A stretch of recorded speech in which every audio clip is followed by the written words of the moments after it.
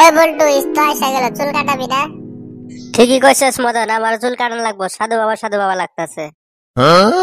চুল তো কাটানি লাগবো মাগার, যে দোকানে চুল কাটি ওই দোকানে তো প্রচুর ভিড়। কি কো বল্টু, অন্য দোকানে চলো, অন্য দোকানে চুল কাটমু, এত ভিড় যদি।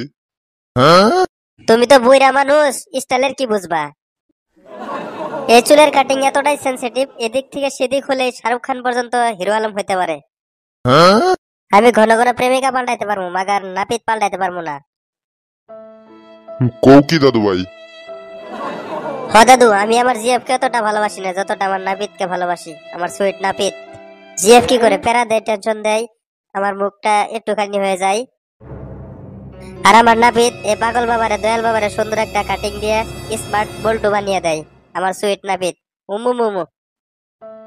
আমার সবকিছুই ভাল লাগে মাগার, শালাই আমার ওয়েটিং এ রাখে। চুল কাটতে গেলেই 3-4 জনের লাইনে লাগিয়ে দেয় শালা। এখন তো আবার ঈদের সিজন, লাইন তো কই থেকে কই যাইবো তাই কমু না, খারাপ লাগে। সরকারি অফিসে এতটা লাইন ভিড় থাকে না যতটা নাপিতের দোকানে ভিড় লাগে ঈদের সিজনে। ওরে বাপুরে, জনকালে চুল কাটতে গেছিলাম, নাবিদ কয়েকজনে পরে দিতাছি, 5 মিনিট বহো, 2 মিনিট পরে চা খেয়ে দেখি সিট আরেকজন বসাই দিছে। ক্ষমতার চেয়ার নিয়ে অতটা গাড়াগাড়ি হয় না যতটা নাপিতের দোকানে চেয়ার নিয়ে গাড়াগাড়ি হয়। ঠিক কইছো দাদু, এমনিতে নাপিতের দোকানে সচরাচর চেয়ার ফাঁকা পাইবা না। তুমি যদি ওই লেভেলের ভাগ্যবান হও তাহলে 1-2 বার ফাঁকা পাইতে পারো। আমি ভাই একবার ফাঁকা পাইছিলাম ভাই। কও কি পরে? নাভিতে কইলো কেবল মাত্র দোকান খুললাম, একটু ঝাড়ু দেই।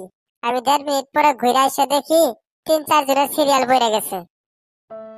নাপিতের দোকানে সিরিয়াল দিয়ে চুল কাটানো লাগবে, এটা বাধ্যতামূলক। যুগ যুগ সিরিয়াল ধরার পরে যখন নিজের সিরিয়াল আসে তখন পাশে থেকে এক বড় ভাই এসে কয়, বল্টু আমার এক মুষ্ট একটু খালি কাটমুন, কেঞ্চি ধরার আগেই শেষ হয়ে যাবে। কি আর করার, হাজার হলো বড় ভাই মানুষ, মানবতার খাতিরে ছাইরা দেয়।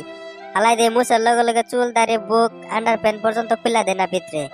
হালাই সবকিছু ছাইটা নাই। তুই চুল কাটবি আমারে কইতি, দেখ আমি সিট ছাড়ি নাকি। তুই মিছে কথা কইলি কে? ভাই ভাই ঠান্ডা হন, চলেন চুল কেটে আসি কে, ঈদের এমনি গাড়াগাড়ি। আমি হলাম নাপিত, the most powerful man of the society. বেকার থেকে বিসিএস ক্যাডার, শিল্প থেকে শিল্পপতি, মন্ত্রী মিনিস্টার সবাই আমার সামনে মাথা নত করে থাকে। তাইলে আবার ডাইনে বামে কায়তো করবার পারি। তোমরা যদি কারো চাকুতে টুকাও দেও, এটম টমাটারে কেস খাই যাবে। আর আমি মাঝে মাঝে থানার ওসিরের শেভ করবার যাবে, গালও কেটে দেই। ওসির বাপের ক্ষমতা নাই আমারে কিছু কইব। ভাই চুল কাটুম, তাহলে আমারটা কাটো।